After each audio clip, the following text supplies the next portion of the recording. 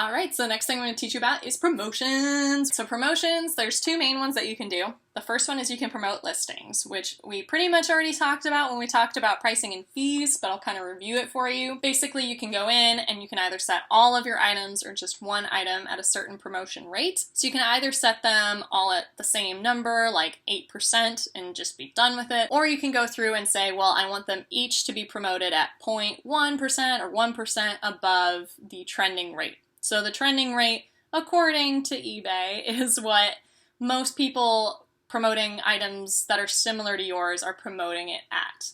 So if you do it a little bit higher, you'll probably get put a little bit higher on the listings. So it's up to you what you want to do with that. I just put all of them at 0.1% above the trending rate, and I have pretty good results with that.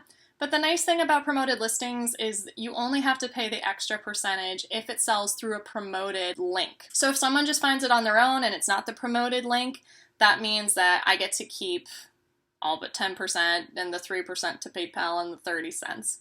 But you know what I mean. I don't have to pay the extra promoted amount, which is great. And honestly, I don't sell all my stuff through promoted listings. I sell enough that it makes it worth it to promote them, but I don't sell so much that it makes me feel like I'm losing more money. Now, the other kind of promotion that you can do is a sale or markdown, and I definitely recommend doing those. So what I like to do, it's sort of my system, and feel free to steal it for yourself. I would greatly encourage it. So what I like to do is I'll go into the markdown page, and I'll have 100 listings per page. Now I have just over 500 listings, so I'll sort it by how long it's been listed on the site. So that first page is going to be all my oldest listings, my 100 oldest listings. And if they haven't sold by now, they need to be cheaper.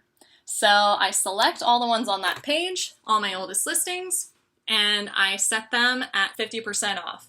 Because if they haven't sold at this point for what I have them listed for, I don't care if they sell for half. I didn't really talk about it when I was talking about pricing, but I do like to list my things a little bit high just because I know I'm going to discount them pretty quickly and because I'm accepting offers. So my oldest items are at 50% off. Then I click to the next page, I select the next 100 oldest listings, and I put them at 40%, and so on up until the fifth page is going to be 10% off. The newest stuff, if it's 6 pages in, I'm just going to leave it at full price and people can make offers, but I don't feel the need to discount it yet because it's not that old. The main point for me of doing the markdown sales is just to push the old inventory and get it out of here because I want to bring in the new. One of the biggest mistakes you can make when you're selling on eBay is getting a little too emotionally attached to your items. And you just got to keep in mind, it wasn't that expensive when you bought it. You can always get new stuff, and if it's going out the door for a reasonable price, that is a definite win. Especially when this is the way that you're making the money that pays the bills,